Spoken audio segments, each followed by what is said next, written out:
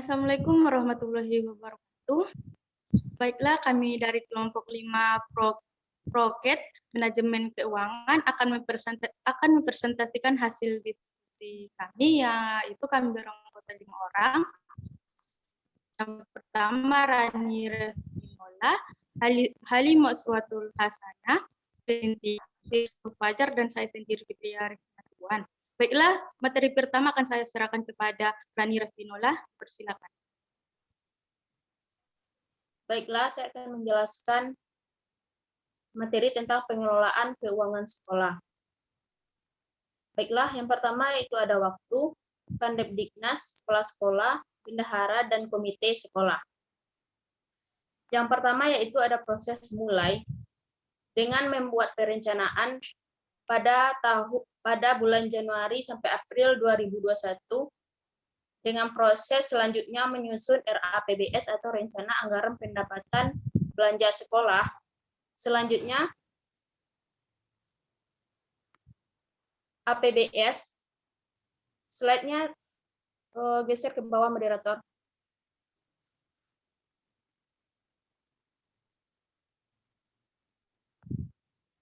Selanjutnya dengan menyusun APBS dengan proses mencari dana, dan selanjutnya ada sumber dana.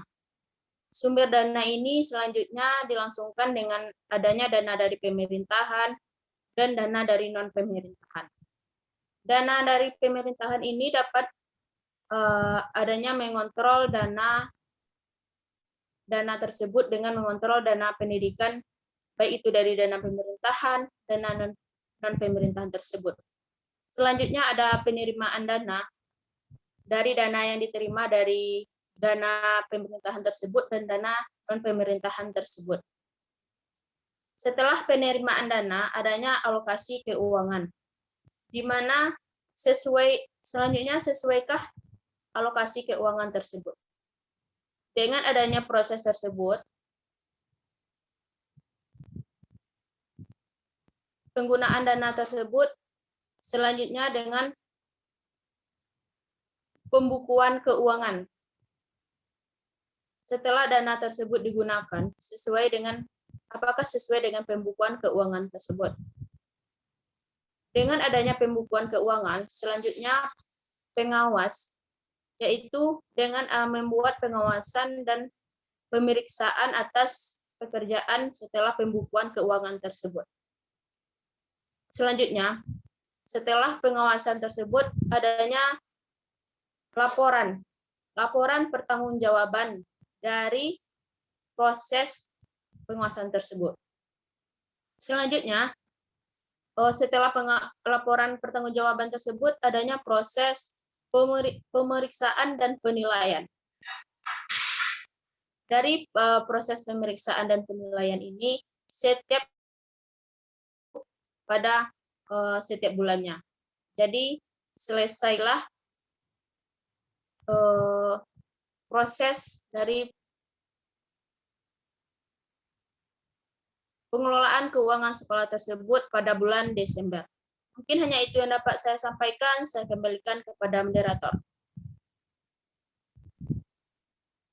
Baiklah, terima kasih kepada Reni Refinola.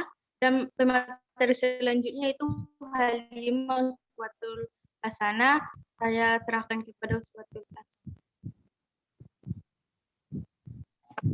Baiklah, terima kasih kepada moderator. Sebelumnya, apakah suara saya terdengar jelas? Terdengar. Oke, baiklah, saya akan melanjutkan mengenai tentang penyusunan RAPBS menjadi APBS. Nah, di sini ada 4 pengelola, yaitu Dinas Pendidikan, Kandebdiknas, Kepala Sekolah, dan BP3 atau Komite Sekolah. Nah, saat melakukan penyusunan APBS, ini disusun oleh kepala sekolah yang nantinya akan diterima oleh Dinas Pendidikan.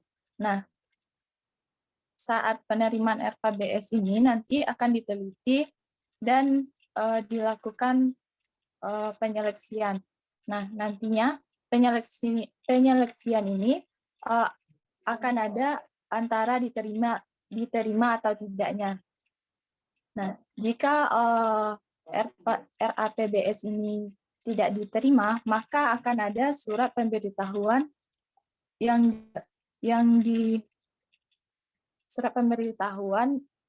dari RAPBS ini yang kemudian direvisi dan diadakan rapat oleh kepala sekolah dan komite sekolah. Nah, kemudian nantinya akan disetujui. Kemudian jika RAPBS ini disetujui, maka akan ada pengesahan RAPBS. Yang kemudian RAPBS ini jika sudah disahkan, maka akan berubah menjadi APBS.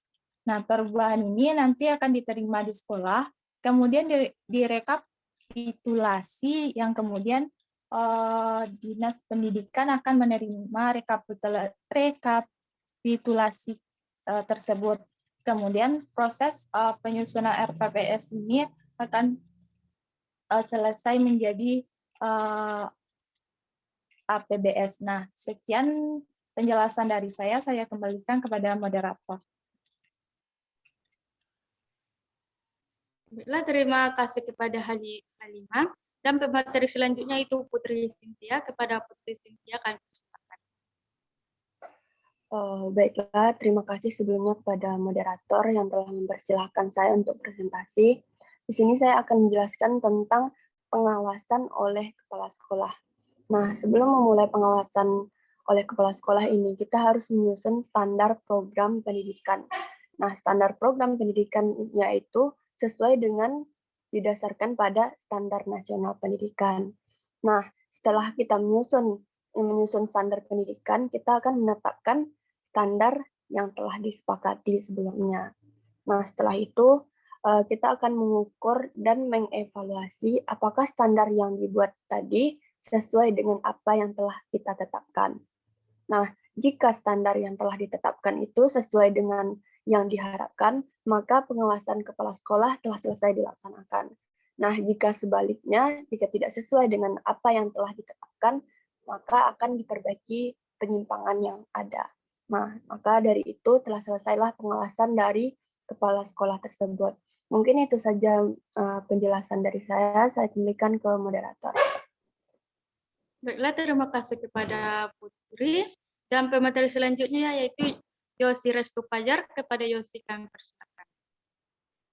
Baiklah, terima kasih kepada moderator. Saya akan menjelaskan tentang strategi mencari keuangan sekolah. Di sini terdapat kepala sekolah, bendaharawan, otorisator, dan ordenator. Kegiatan ini dimulai dengan mempunyai dokumen perencanaan. Setelah kita memiliki dokumen perencanaan, kita memahami program dan prioritas instansi. Selanjutnya, setelah kita memahami program, kita mempertanggungjawabkan efektivitas penggunaan dana. Setelah mempertanggungjawabkan efektivitas penggunaan dana, selanjutnya mengidentifikasi program sekolah. Apakah program itu sudah sesuai atau sebaliknya. Selanjutnya, kita membuat usulan kegiatan dan membuat paparan dan memasarkan usulan program. Dan yang terakhir, mengawal proses usulan sampai selesai. Saya rasa cukup untuk materi yang sudah saya jelaskan.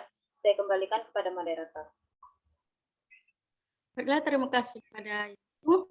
Baiklah, mungkin cukup sekian hasil presentasi kami tentang Proket Manajemen Keuangan. Kami akhiri dengan wassalam. Assalamualaikum warahmatullahi wabarakatuh. Waalaikumsalam warahmatullahi wabarakatuh.